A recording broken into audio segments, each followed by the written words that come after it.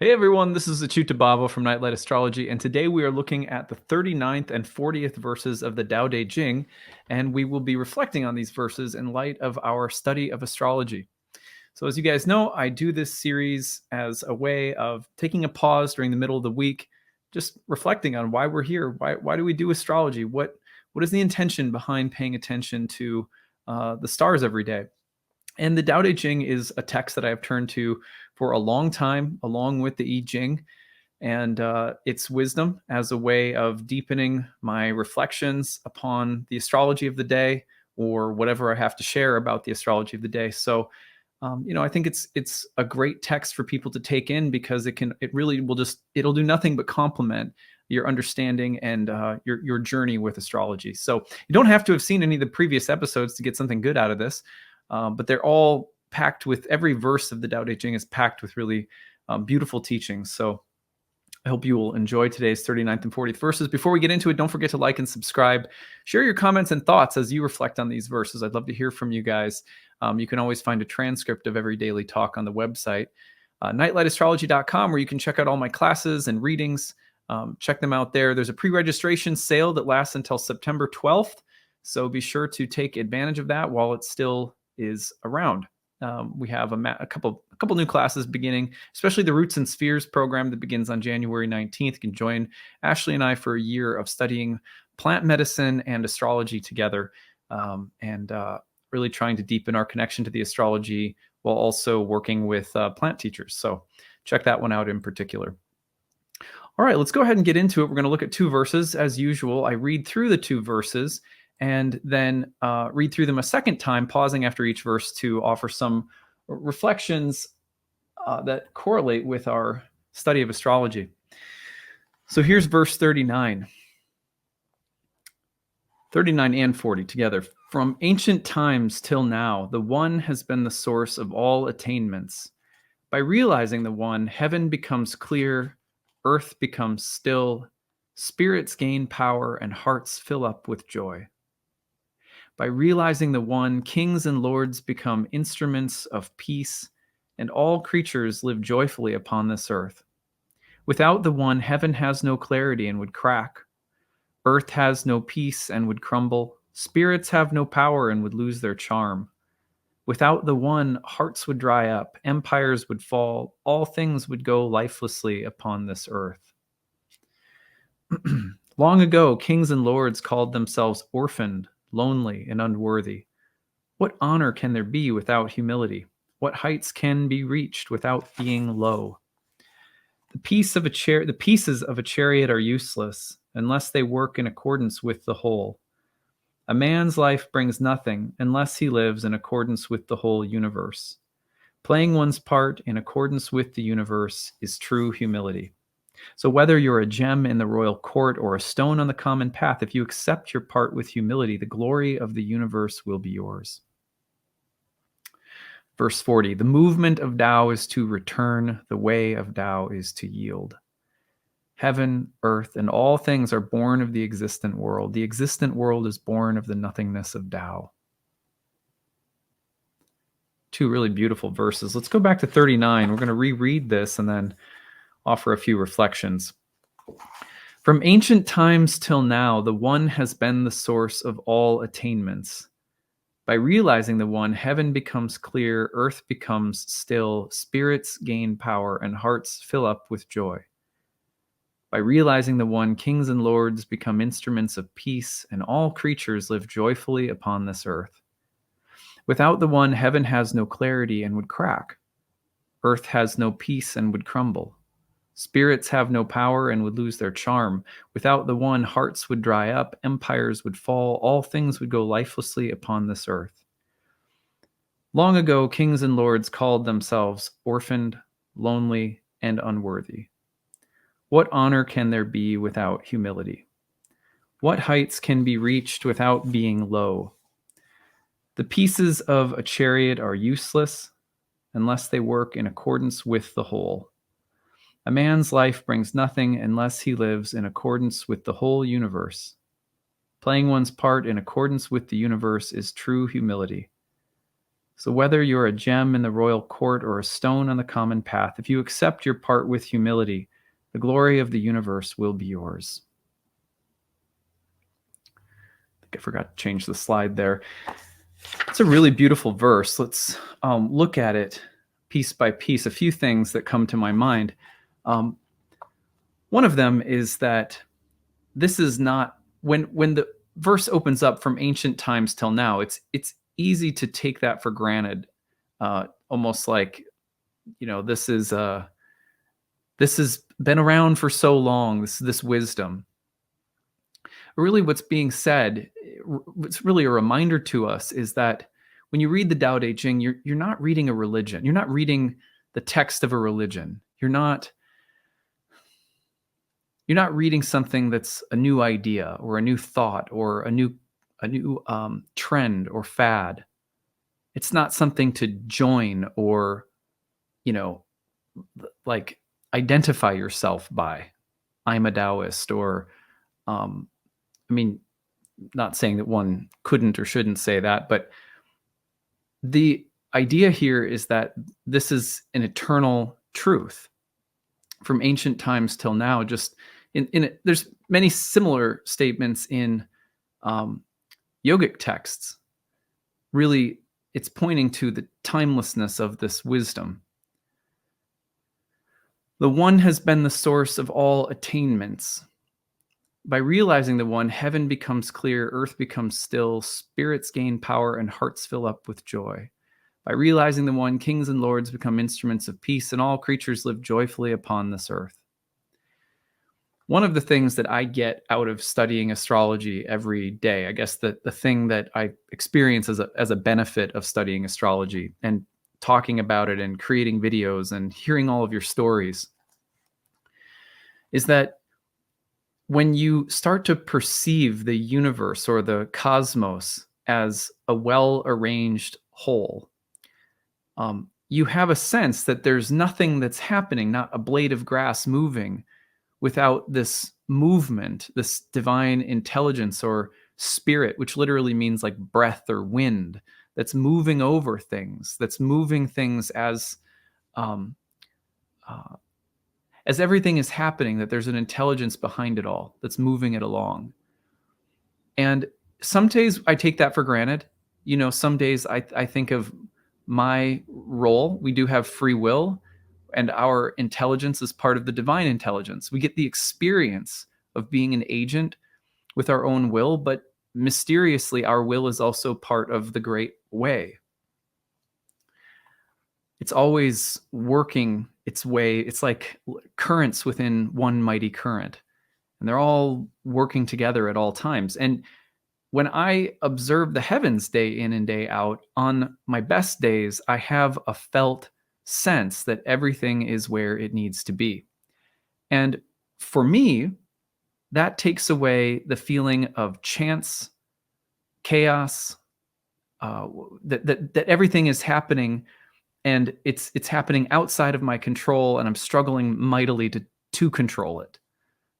Instead, I get the sense of I'm participating in a great movement, like music that's happening, that I'm somehow a part of, and I start listening. I listen inwardly, and I think to myself, how can I make a choice in this moment, whether it's on the level of thought or feeling or action, words, that contributes something positive, something peaceful, something loving, something reflective, curious, magical, fun, delightful.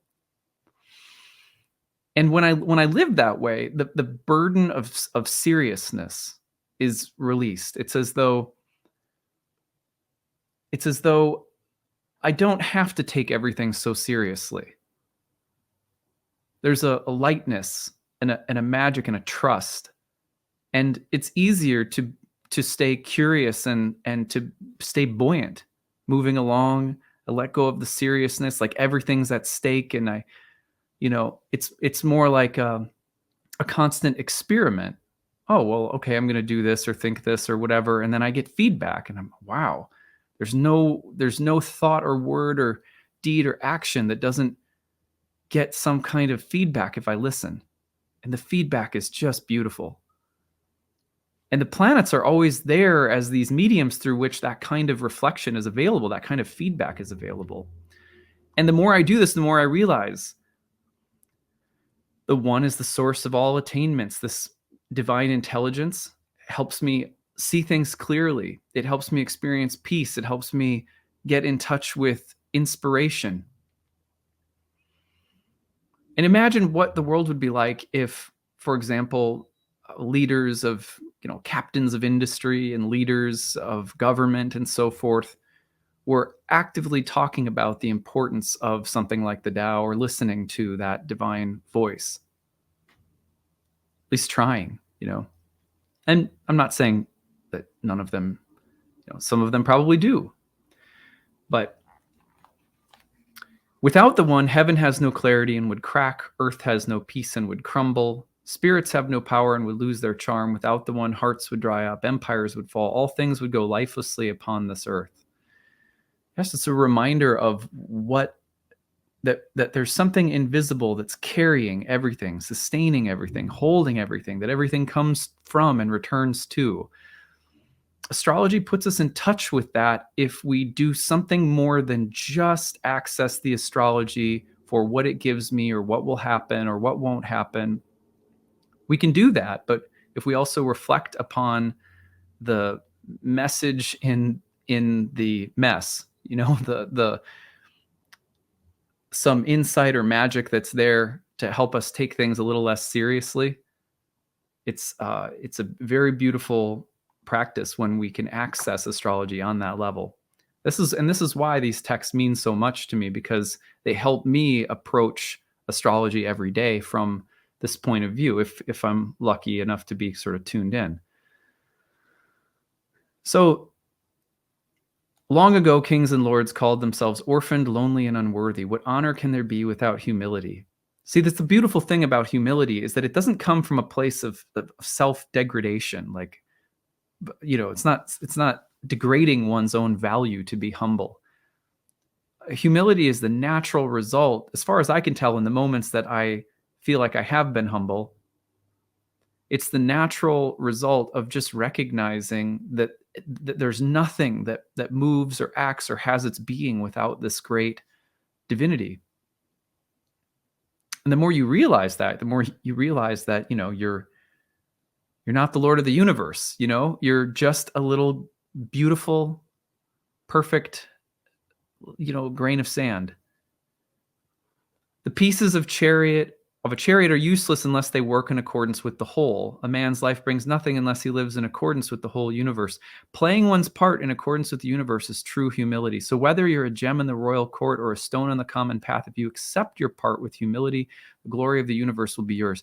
This perspective is so beautiful to me, that if we think about living in the moment, being reflective and listening, and playing our part in small ways, not in grandiose ways, not let me save the world, and if we happen to save the world somehow, great. But if we just focus on the smallest moments of doing, kind of do the next right thing, and staying in our lane, not so much as a, not acknowledging the reality of others, but as a way of saying, look, if I can just play my part well in the small stuff, the result is that there is a kind of inner refinement that takes place, and a sense of your role being, just absolutely essential. And the more that we realize our role is essential somehow,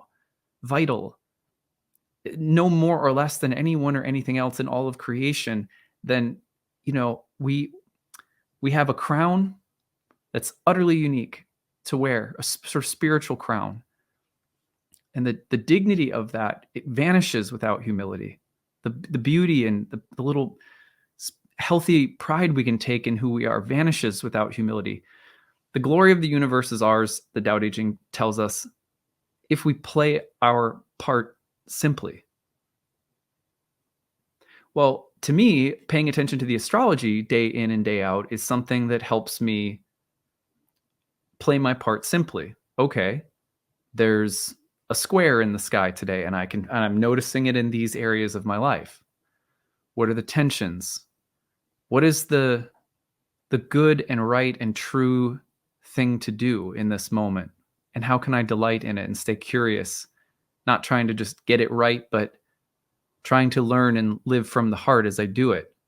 And if I live like this, even just a little bit, even just one day out of the week, if I manage to summon a little bit of this consciousness, it makes a huge difference. It's like putting in an hour and getting paid for 20. Verse 40, the movement of Tao is to return. The way of Tao is to yield. Heaven, earth, and all things are born of the existent world. The existent world is born of the nothingness of Tao. It's a very deep verse, even though it's short. What I love about this verse is the idea that everything in the manifest world is coming from and within the manifest world. But the manifest world itself comes out of this invisible source that you can't talk about or see, yet its evidence is everywhere. And that's exactly what I feel in touch with when I have a planetary aha moment. Like, for example, I was just at ESAR, which is ESAR is an astrology conference that was held in Colorado. And I was not going to attend a banquet on the Saturday night of the conference. I had dinner with a friend, and then I thought, a colleague, and then I thought, I don't want to go. It's an award ceremony banquet, and I don't know. My ego was feeling ruffled by the idea of like astrologers receiving an award, but then I just needed to get over it and go support my colleagues. I realized that. I was like, don't be petty. Like, I kind of was like, astrology, awards for astrology just feels like, I don't know, you don't hand out an award for who's the best Taoist or who's the best yogi or something. I don't know. So I just thought I wasn't attracted to it for some reason, But then I knew that some of my colleagues were being nominated for different things that they'd worked very hard toward, and I thought I better just go. And when I sort of, I guess, just put my ego and my judgments aside, one of the things that ended up happening was that I was sitting at a table and they were going through the awards, and there was one that I had been nominated for, and no one told me. Like, I had no idea. And I was flooded with a sense of gratitude and appreciation that people valued my work. And suddenly I realized that the Tao had somehow led me into that moment, but it had required me to reflect just for a moment on how petty and judgmental I was being about the awards ceremony, and then go and sit down. And I walked away feeling full, but because in part I had taken a moment to empty my ego.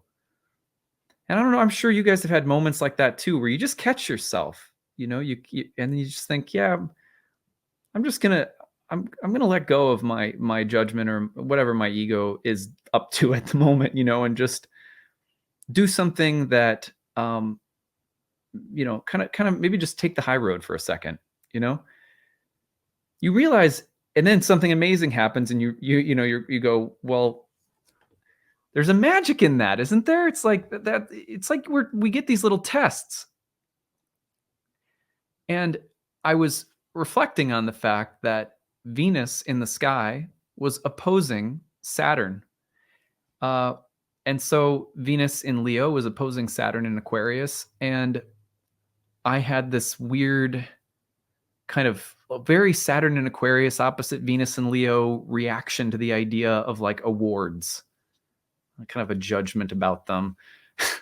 And then I thought, well, I better just set that aside. And I you know what I credit to that? I credit that to having a meditation practice where there's just a tiny bit more awareness that you might be able to access when such a moment comes up, because most of the time I miss stuff like that, then my ego just sends me tripping. But for some reason, I managed to reflect on it, and then there I was, and this thing happened, and I just thought, those are the planets. The planets, if I listen and participate and interact and reflect and stay curious to what they might be teaching me and try to make just the simple right choice in a moment, it can lead to really magical things. And then this awareness that everything comes from this invisible intelligence, it rises up in me, and I'm re-inspired, and joy is back in my life. It's so absurd, and you can laugh at yourself, and everything's light again. That's not so serious. So anyway, thought you guys might enjoy that story, and hopefully these reflections today are useful for you as well, wherever you may be. I did not win the award, by the way, but the person who did, I think, was deserving, and I really didn't care. I was so shocked to even have been nominated. I was like, whoa. And then, the real reward, in a sense, for me, or award, you could say, was the experience itself of almost having missed that moment because of my own judgments, and it was so Venus opposite Saturn, Venus and Leo opposite Saturn and Aquarius. And then I was just like, I love this. That's the award I'll take home from the universe. A little totem for my shelf was that experience. What a beautiful thing. And if we live life like that, there's no real winners or losers. There's just the appreciation of the Tao itself. And we should be so lucky to have it come up and visit us once in a while. And that's why I do this once a week, is to make sure that we're reflecting on this so that we can invite it in. Open arms, open heart to receive this grace. So I hope you're having a good week, and we will talk to you again tomorrow. Take it easy, everyone. Bye.